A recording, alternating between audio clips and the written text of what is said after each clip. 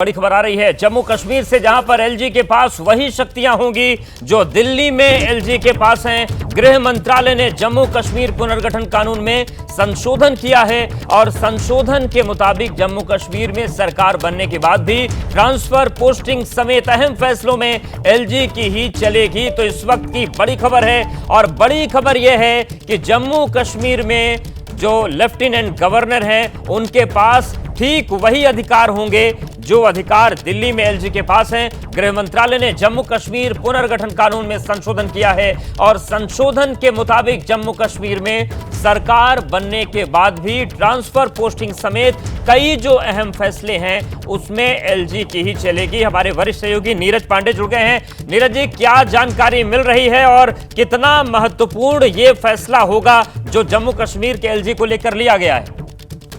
देखिए, गृह मंत्रालय ने एक नोटिफिकेशन जारी किया है, उसके तहत जम्मू कश्मीर पुनर्गठन अधिनियम में संशोधन किया गया है। इसमें उपराज्यपाल को जो शक्तियां हैं उसमें थोड़ा संशोधन करके उन्हें और शक्तिवान बनाया गया है, क्योंकि एमएचए का मानना है कि जम्मू कश्मीर पुनर्गठन अधिनियम जो 2019 में धारा 55 में है उसे संबोधित किया गया है, संशोधित किया गया है। और इस अधिसूचना के तहत एलजी के पास इतनी ताकत होगी कल के जब सरकार बने तो उस सरकार बनने के पास भी ट्रांसफर, पोस्टिंग जैसे महत्वपूर्ण विषय वो सरकार एलजी के पास ही रहे। सबसे बड़ी चीज फाइनेंस, यानी कि जो ऑल इंडिया सर्विस है, एंटी करप्शन ब्यूरो है, फाइनेंस डिपार्टमेंट है, पुलिस है, इसके अलावा पब्लिक ऑर्डर है, ये सारे के सारे जो प्रपोजल हैं वो थ्रू द एलजी होंगे, यानी कि एलजी के पास ही पावर होंगे कि उनको लेकर पॉलिसीगत निर्णय ले सकेंगे। इसके अलावा department of law, justice of parliamentary affairs shall be submitted the proposal, यानी कि जो भी इनके प्रपोजल होंगे वो एलजी के पास जाएंगे और एलजी एडवोकेट जनरल और लॉ ऑफिसर्स के मदद से उस पर निर्णय ले सकेंगे। तो एलजी के पास एलजी को बहुत सारे इम्पोर्टेंट पावर्स दिए गए हैं, ताकि क्योंकि ये अभी यूनियन टेरिटरी है, कल के सरकार का गठन होना है, सरकार गठन के बाद राज्य में सरकार व्यवस्थित तरीके से चले, तो इसलिए एलजी को बहुत सारे अतिरिक्त शक्तियां दी गई हैं, जिसमें दिल्ली में भी एलजी के पास बहुत सारी शक्तियां हैं, यानी कि आईएएस ऑफिसर्स के ट्रांसफर पोस्टिंग का जिम्मा एलजी के पास है। ये अलग बात है कि अभी हाल ही में सुप्रीम कोर्ट के आदेश के बाद 3 लोगों की कमेटी बना दी गई है और वो कमेटी निर्णय करेगी आईएएस अधिकारियों के दिल्ली में ट्रांसफर के। लेकिन जम्मू कश्मीर के मामले में सीधे तौर पर आज ये नोटिफिकेशन बताता है। वैसे 2019 में भी इसका जब नोटिफिकेशन जारी किया गया था तो उस समय भी जम्मू कश्मीर पुनर्गठन बिल में इस बात का जिक्र था और साफ तौर पर उसे कहा गया था कि अधिकारियों की ट्रांसफर, पोस्टिंग, फाइनेंस से रिलेटेड मामले सब एलजी के पास होंगे। लेकिन आज इसको संशोधित करते हुए रूल सेक्शन 55 के तहत इसे पूरी तरह से बिल्कुल, यानी कि नीरज जी, जो जम्मू कश्मीर में चुनाव की बात हो रही है, सरकार बनाने की बात हो रही है, तमाम तैयारियां चल रही हैं, इन सब के बीच ये स्पष्ट हो गया है कि वहां पर सरकार कोई भी बने, कैसी भी बने, लेकिन जो केंद्र का होल्ड है जम्मू कश्मीर के हालात को देखते हुए, केंद्र का होल्ड वहां पर लगातार बना रहेगा।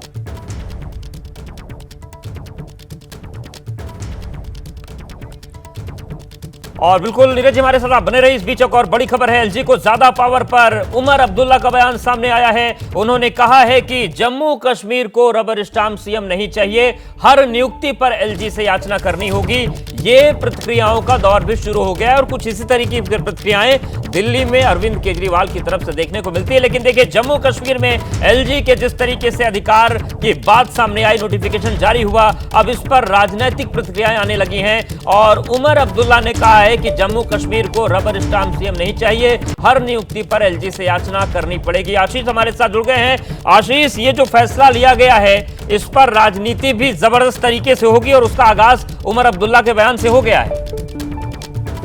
जी हाँ, बिल्कुल। देखिए, ये नोटिफिकेशन ये तो बिल्कुल दर्शाता है कि केंद्र सरकार की नीयत है कि वो अपना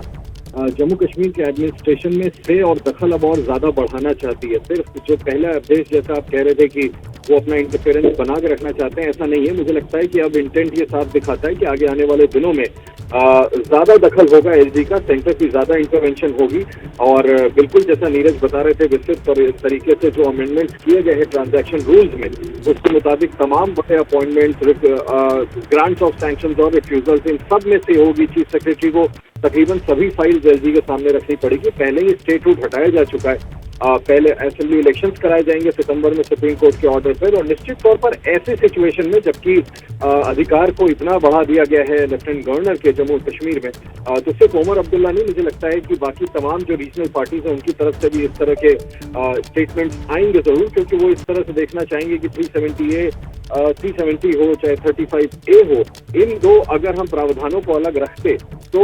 सीमित तौर पर कंप्लीट स्टेटहुड जम्मू कश्मीर के पास था, लेकिन अब चुनाव के बाद और अगर आगे चल के स्टेटहुड वापस दे भी दिया जाता है तो कुछ तस्वीर दिल्ली जैसी जरूर बनेगी, जहां पर एलजी को कहीं ज्यादा स्वीपिंग पावर्स होंगे और वहां के चुने हुए मुख्यमंत्री के पास उतनी ताकत नहीं रह जाएगी। बिल्कुल, यानी कि राजनीतिक प्रक्रियाएं जो है वो आ रही हैं, उन सब के बीच बीजेपी की प्रक्रिया सामने आ गई है। पूर्व डिप्टी सीएम और बीजेपी नेता रविंद्र गुप्ता क्या कह रहे हैं, एक बार सुन लेते हैं। आने वाले समय में जो विधानसभा के इलेक्शन है उसके मद्देनजर जो लेफ्टिनेंट गवर्नर की पावर को इन्हांस किया गया है। आईएएस अधिकारी, आईपीएस अधिकारी तथा जुडिशरी जिसमें तहसीलदार, एसडीएम्स वगैरह आते हैं, वो इलेक्शन की जो कार्रवाई है वो ठीक प्रकार से हो, तो स्वाभाविक बात है कि इस प्रकार से चेंजेस होना जरूरी रहती है। तो उसी के मद्देनजर मिनिस्ट्री ऑफ होम अफेयर्स ने इस चीज को किया है। तो आने वाले समय में ठीक प्रकार से यहाँ पर फेयर इलेक्शन हो पाए। अभी हाल ही में जो लोकसभा के इलेक्शन में भी हुए थे तो उसमें भी एक अच्छी पोलिंग, लोगों की पार्टिसिपेशन रही है। उसी आधार पर जो विधानसभा इलेक्शन है, काफी समय से जो 5 अगस्त 2019 के बाद जब से धारा 370 टूटी है, उसके बाद जो प्रोसेस रहे, जैसे डिलिमिटेशन का प्रोसेस है, सीटें बढ़ी हैं, उनके बाद अब इलेक्शन जो करवाए जा रहे हैं, तो स्वाभाविक बात है कि एक एडमिनिस्ट्रेशन में एक्टिवनेस भी आएगी और इलेक्शन को देखते हुए उस पर काम भी होगा। लेकिन जो एनसी नेता है या कांग्रेस नेता है, जैसे उमर अब्दुल्ला, उनका कहना है कि ये सीएम अगर कोई आता है तो उसके पास फिर पावर्स नहीं रहेंगी। देखिए, जो कांग्रेस का कहना है कि इलेक्शन में भी इससे फायदा, लॉ एंड ऑर्डर वगैरह पहले ही एमएचए ने अपने पास रखा है, क्योंकि यहाँ पर पहले स्थितियां बिगड़ी हुई थी और उन्होंने ये भी कमिटमेंट की है कि जब ठीक प्रकार से यहाँ पर शासन चलेगा तो स्टेटहुड भी दी जाएगी।